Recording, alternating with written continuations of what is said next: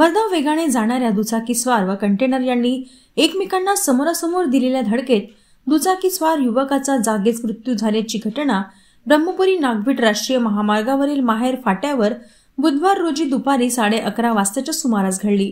यामध्ये मृत झालेल्या युवकाचे नाव गणेश मनसाराम तुपट, वय वर्ष 26, राहणार उदापूर, तहसील ब्रह्मपुरी असे आहे।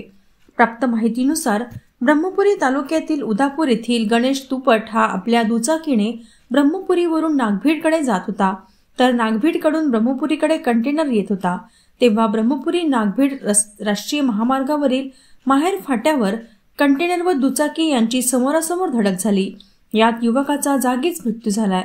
अपघात झाल्यानंतर आरोपी कंटेनर चालक घटनास्थळावरून पसार झाला। घटनेची माहिती मिळताच ब्रह्मपुरी पोलीस स्टेशनचे पोलीस उपनिरीक्षक रेखालाल गौतम, प्रमोद सावसागडे, राहुल लाखे, उमेश बोरकर यांनी घटनास्थळी दाखल होत घटनेचा पंचनामा केला व मृतदेह शवविच्छेदनाकरिता ब्रह्मपुरी येथील ग्रामीण रुग्णालयात पाठविण्यात आला। आरोपी चालक यांच्या विरुद्ध विविध कलमान्वये गुन्हा दाखल करण्यात आले आहे। घटनेचा पुढील तपास ब्रह्मपुरी पोलीस करीत आहेत।